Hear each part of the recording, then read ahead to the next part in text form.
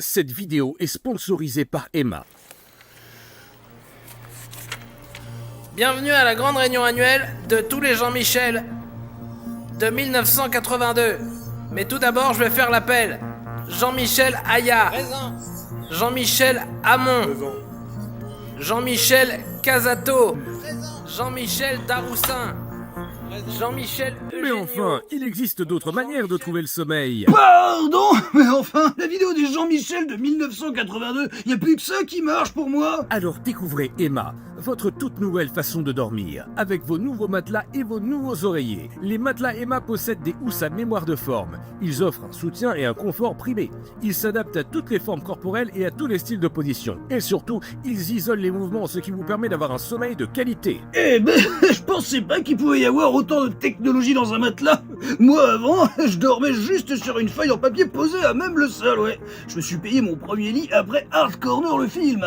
Ce qui explique sûrement votre petite taille. Quoi, pourquoi? Non, rien. Bénéficiez d'un essai sans risque de 100 nuits et de 10 ans de garantie sur les matelas. Si vous ne l'aimez pas, vous pouvez les retourner sans frais. Et cette offre d'ailleurs, elle marche aussi pour les êtres humains? Comment ça? Eh ben, j'ai un voisin qui écoute vachement fort du Michel Sardou, lui aussi je peux l'échanger? Ah non, désolé, on ne fait pas ça. Mais du 24 juin au 21 juillet, jusqu'à moins 50% de réduction sur le site emma.fr et 10% supplémentaires avec le code BENZAI. Valable uniquement sur les produits en promotion et surtout valable jusqu'à la fin de l'année 2026. Tout de suite, votre vidéo. Jean-Michel Troufignon. Jean-Michel Vitrumite. Putain, mais ça endort vraiment. Bah, tu vois, je t'avais dit.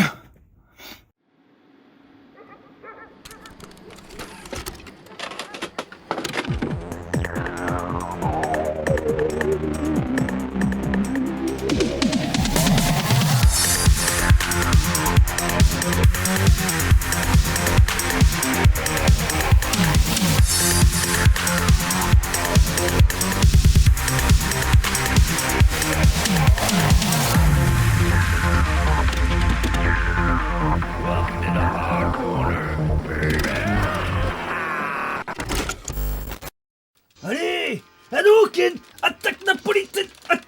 Oh, mais il est horrible Street Fighter le film. Pourquoi tout le monde a hâte d'y jouer? Ce n'est pas ça, Street Fighter le film. Mais d'où vous sortez, vous? Comment ça, c'est pas Street Fighter le film? C'est écrit Street Fighter le film dans l'écran titre. Cherche pas, Silent Bob. Là, tu joues au jeu du film, et pas au film du jeu. Quoi? Street Fighter le film, c'est aussi un film? Eh mais une seconde, je vous reconnais. Vous êtes le second disciple du deuxième meilleur joueur mondial de la Capcom Cup, Bob Lennon. Il paraîtrait même que votre Marissa a malaxé toute sa poule à l'époque, sauf Mr. MV. Oui, c'est moi. Et pourtant, ça n'est qu'une infime partie de mon palmarès. Genre? Ah oui, vous vous souvenez de l'Evo 2014, quand Luffy a fait gagner la France grâce à sa rose sublime sur Street Fighter 4? C'était grâce à vous? Presque. J'étais sur le chat Twitch à ce moment-là. Trop fort? J'ai été également rompu aux plus grandes techniques de résistance mentale qui soient. Genre, vous avez regardé votre propre let's play de Skyrim et vous l'avez supporté?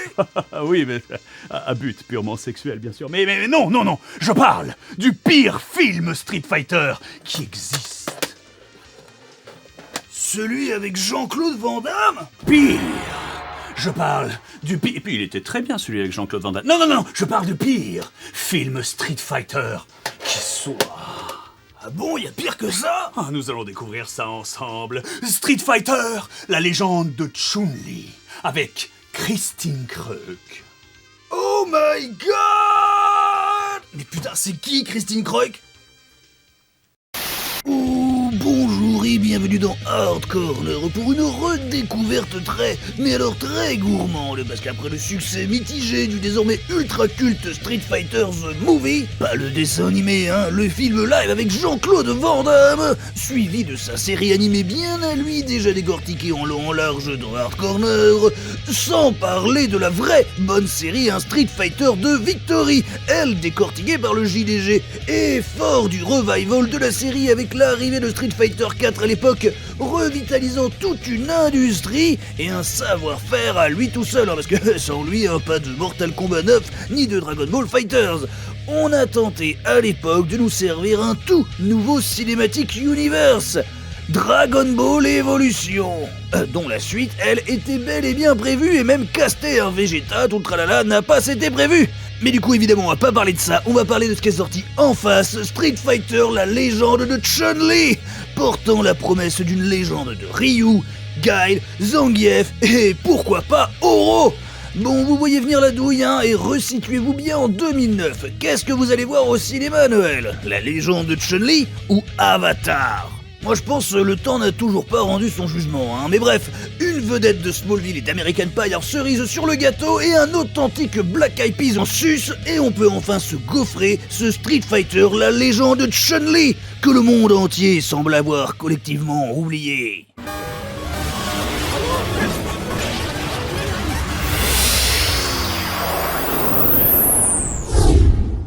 T'imagines un peu si c'est le seul Hadouken qu'on entend de tout le film?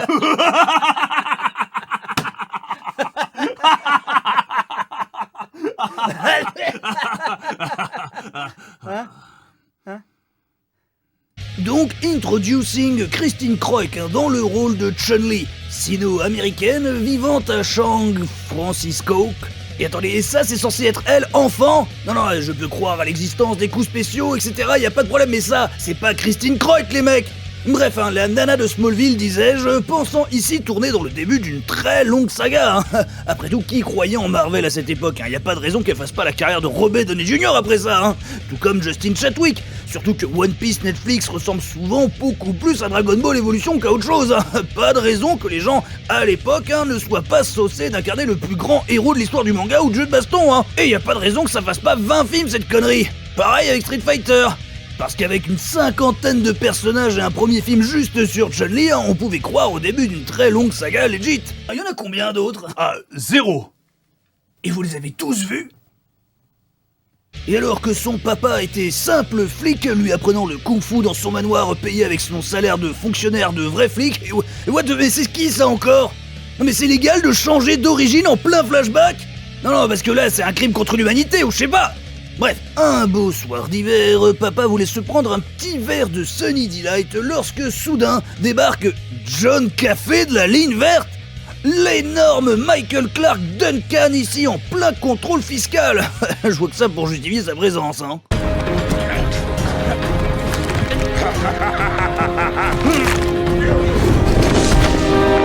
Ouah, regarde, le pouvoir d'accélérer le film. Oh, j'avoue, c'est génial, on peut le faire nous aussi.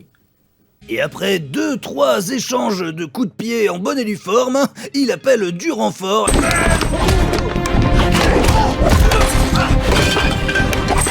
Alors c'est l'histoire d'un ninja nazi, d'un boxeur et d'un punk à chien qui débarque chez un chinois.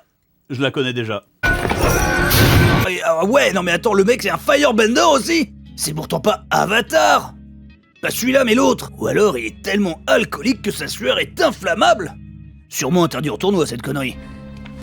Chun-Li, où est-ce que tu... Chun-Li? Mais attends, mais comment il peut la reconnaître, sa fille? Ça fait 3 fois qu'elle change de gueule et d'ethnie. Mais peu importe, le grand méchant entre en scène. Précédé par son odeur, hein. J'adore ta nouvelle déco, c'est ravissant. Si tu redéménages, dis-le-moi. Je viendrai avec un cadeau de crémaillère. Ah ouais, l'aura du mec, elle décoiffe littéralement, hein. Et ça marche que sur les petites filles. Alors c'est ultra suspect, mais c'est du très haut niveau. En même temps, il a pas décoiffé Balrog. Et maman, elle, se contentera d'une gaufre pour le dessert, hein, alors qu'il kidnappe son papa, Bison la Toise, avec une promesse de la revoir quand elle aura changé d'origine encore une 3e fois. La pauvre petite Chun-Li est pleine de rage, mais elle reste bien sagement dans sa chambre, hein, parce que il est presque 22h et il y a école demain, jeune fille, hein, merde. Une excuse pour arriver en retard à l'école demain, jeune fille. Non mais attends, comment c'est monté cette connerie? J'avais encore jamais vu ça. Ni même un flashback de la 2e minute du film pendant la 8e minute du film, quand papa a donné ce médaillon à une autre petite fille. Mais vas-y, ça me vénère quoi. Elle a le droit de faire 5 Yellowface pendant l'intro, moi ça m'arrive une fois pour Halloween et on me casse encore les couilles. Attends, tu t'es cosplayé en quoi? Elle est mignon. Oh. Tu fais comment? 10 ans plus tard, c'est donc devenue l'actrice de Smallville. Et puis vraiment, je suis même pas concerné par la question et pourtant j'ai déjà envie de porter plainte contre le film. Chun-Li, elle, est devenue pianiste virtuose, tout en étant mélancolique d'avoir grandi sans son papa. Mais pourtant, son succès rend quand même jaloux ses proches, alors qu'ils connaissent sûrement sa situation. Maintenant, je me souviens pourquoi personne ne voulait jouer avec toi au conservatoire. Alors toi, tu sais te rendre sympathique. Je suis sérieuse. C'est toujours toi qui reçois des fleurs.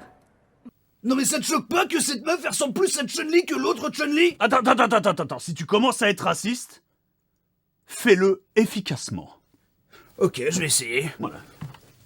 Personne dans le monde ne marche du même pas.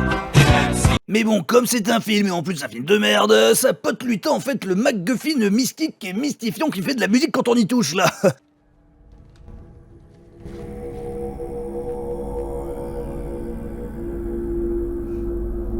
Mais bon, comment tu veux qu'elle comprenne? Pour elle, tout ça, c'est du chinois.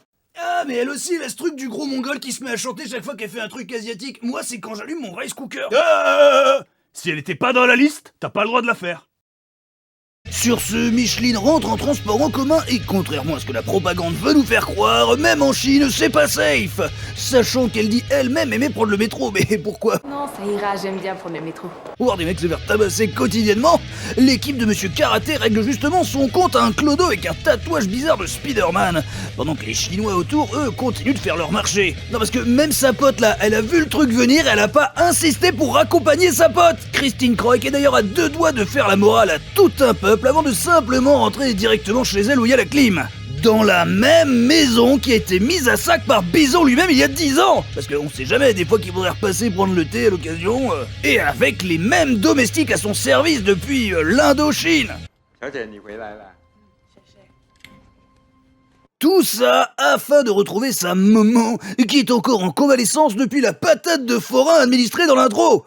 Mais les scénaristes n'ont pas non plus envie d'assumer plus de l'or que ça, hein, donc autant la buter sur le champ. Ça laissera Chun-Li seule, libre et très riche, parce que son papa devait être un très bon policier, ça marche comme ça, non?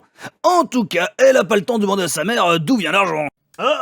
La maman, c'est le seul perso réaliste de tout le film. Ah bon, pourquoi? Au bout de 15 minutes, elle crève du cancer. Un avertissement pour tous les viewers. Pendant ce temps, à la Ligue des méchants du mal, Bison effectue son coup d'état à gros coups de latte. Désormais seul associé de sa propre holding, il possède donc 100% du crime, dont il est le président directeur général. Et alors qu'il bug des ordres à Casey Jones et Tortue Ninja, dont le masque cache d'ailleurs un lourd secret que vous n'êtes pas encore prêt à découvrir. Ouais, d'ailleurs, c'est un super cosplay de Sagat que t'es en train de te taper, là. Mais enfin, t'es con ou quoi? Enfin, à 2-3 ans près. Et après l'époque des disquettes capables de détruire le monde, les années 2000 nous offrent la traîne des clés USB super importantes. Souvenez-vous de Lucie. Ah non, vraiment, c'était toute une esthétique à l'époque où Kesha pouvait encore faire une ref innocente à Puff Daddy. Wake up in the morning feeling like P. Diddy. Et voilà. Pendant ce temps, à Bangkok, sur le plateau d'un mauvais Fast and Furious, la police enquête sur la Ligue du Mal. Et c'est alors que Nash arrive en ville, joué par le BG timide d'American Pie, là, avec son plus beau cosplay de Christian Slater mal réveillé. J'adore ce boulot. Ah mais il a pas que l'allure d'une clope roulée anthropomorphe, hein, c'est aussi le Jean-Marie Bigard d'Interpol. Les fans du perso original seront sûrement aux anges, mais en même temps personne ne le joue jamais. Dites-moi une chose que j'ignore. Nash. Mais attends, c'est censé être Nash, cette espèce de fuckboy pervers calvicier? En tout cas, l'interprète n'a pas choisi entre la posture je m'en foutiste perpétuelle et passer un calcul rénal. Mais peu importe la scène, il lâche chacune de ses répliques comme si elles allaient toutes finir dans la bande-annonce. Regardez. Vous venez d'hériter d'un foutu problème. Pendant ce temps, dans la prison des gentils, Bison rend visite au papa de Chun-Li qui est en fait bel et bien vivant, dans un luxe indécent d'ailleurs, bossant dans l'ombre et de force pour le Big Boss contre des news éventuelles de sa fillette. Mais en fait, c'est l'inverse d'Old Boy cette séquestration, il y a de quoi loger 10 étudiants au Crous là-dedans. Bison s'applaudit lui-même d'ailleurs d'être bel et bien l'enculé qu'il pensait être à Shadala. Le Shadalao. Shadala? Le Shadalao. Mais non, je comprends plus, ça se prononce Shadolo ou Shadalou le truc? Non. Shadala. Shadala.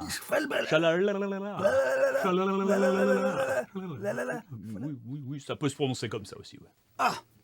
Donc papa bosse dans l'ombre pour Bison qui paye Balrog pour stalker Chun-Li. Vous suivez ce plan diabolique? Entre deux répliques génériques qui ne s'appliquent même pas à la situation. Quand les gens ont le ventre vide, ils peuvent faire n'importe quoi. Ventre vide, mais il bouffe à sa faim, le papounet. Dans la vie, tout se marchande. Tous marchands, enfin bon, il a pas l'air d'être salarié non plus, hein. Faudrait peut-être prévenir les prud'hommes, mon gars. Pauvre papa qui doit ainsi vivre sa vie de père par procuration avec des vidéos... Ah non, un magnifique PowerPoint présenté par Balrog, hein, qui cache bien sa passion pour la photographie et le motion design, ce petit coquin, hein. Non mais il y a l'audio par-dessus et tout, non mais merci bro, pas facile à faire en 2009. Et alors qu'elle se recueille sur la tombe de sa mère, on apprend que Chun-Li, en fait c'est son prénom. Son nom de famille c'est Chiang. Comme ce film, vraiment très Chiang. Bref, passons. Non mais elle a même des domestiques pour pleurer à sa place. Son privilège blanc n'a donc aucune limite. Mais bon, faute de scénario, elle décide d'enfin relire le parchemin qui invoque le gros mongol qui chante là. Ce mystérieux parchemin contenait-il un message? Qui me l'avait envoyé? Je devais le découvrir. Et elle se rend donc dans la rue des Clichés, à côté de l'avenue Jackie Chan, pour se renseigner, mais notre experte en arts martiaux se fait mettre alors la pression par un simple balayeur. Mais ce dernier semble aussi appartenir à un gang, tiens, ce qui la pousse dans la boutique des vieilles sorcières de nanar typiques, prouvant que Chun-Li se baladait bel et bien par hasard et sans but dans cette allée. Et évidemment, Mamie a sa licence de sanskrit et lui incombe de trouver le vieux maître Gène, c'est lui là, dans les jeux, afin de trouver la suite de ce scénario. Ah oui, et puis rien ne vous sera épargné, hein. Mamie débite des banalités de magnétiseuse comme dans tous les bons films, hein, en lui remontrant dans un grimoire l'ancien symbole de la toile d'araignée, que Chun-Li se souvient avoir vu mais il y a 10 secondes. Parce que, spoiler, hein, c'est Gen, justement, qui était derrière elle là-bas, donc à Hong Kong, hein. Mais visiblement, il est plus important de filer à Bangkok pour meubler un peu plus le film. Et non, ce film n'est pas remboursé par la sécu, alors qu'ils vous volent votre temps. Et pendant ce temps, à Veracruz, Nash nous fait le topo de sa traque du terrible Bison, qui fait main basse sur la ville petit à petit, toujours avec son air de douchebag prime. 4 continents, et pas une fois je n'ai réussi à l'approcher. Non mais c'est quoi ce main character syndrome? Il est au courant là l'acteur qu'il est pas tout seul dans le film, hein? Et en plus dans le jeu, personne joue Nash alors. Vraiment. Quoi? Chun-Li semble donc abandonner toutes ses possessions et libérer ses elfes de maison afin de pouvoir accomplir son RP prolétaire, 15 ans avant les célèbres youtubeurs, hein. Mais heureusement, la VF est là pour raccrocher les wagons. Je devais m'abandonner au rythme trépidant des rues de la ville. Je devais devenir une véritable habitante de Bangkok.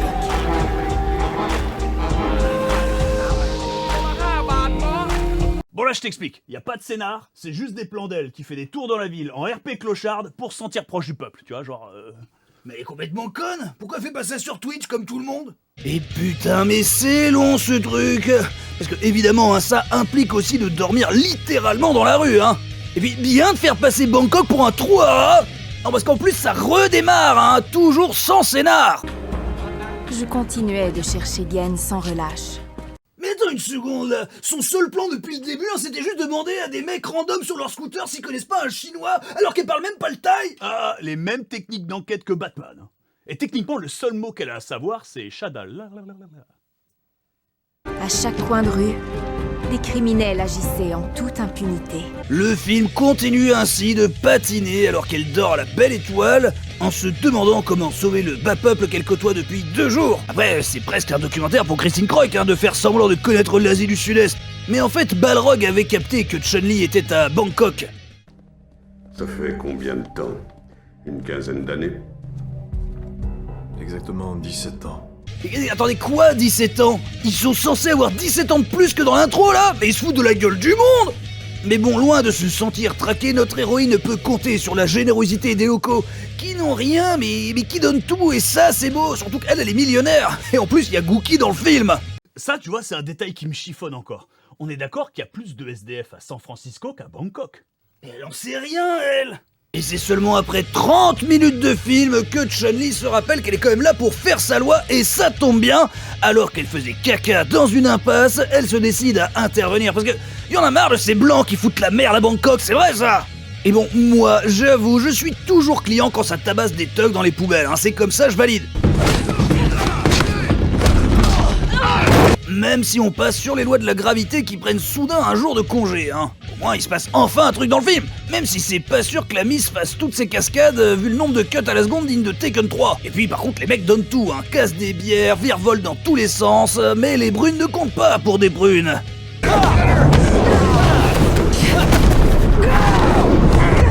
Mais bon, de là à les achever... Oh, t'es pas chez toi, hein.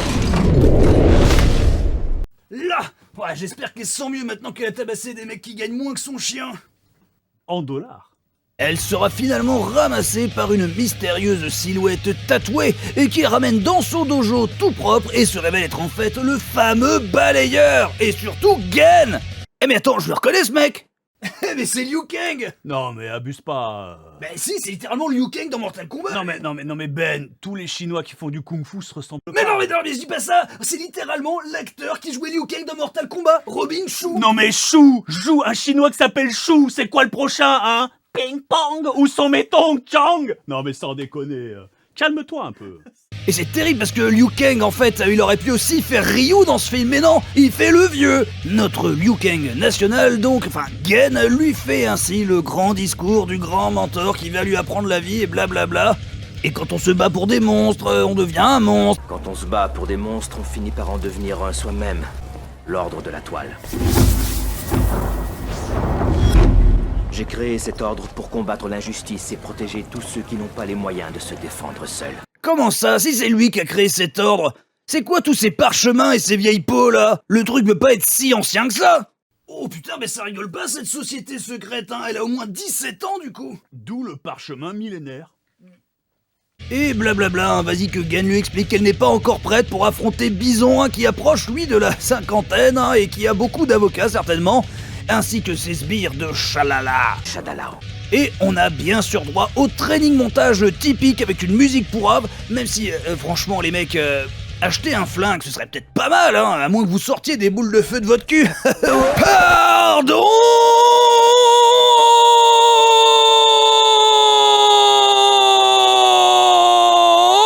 Mais putain là j'ai rien changé au montage, hein. Attendez mais fallait prévenir là, j'étais pas prêt. On est en fait dans ce genre de film là. Personne ne réussira à lire en toi.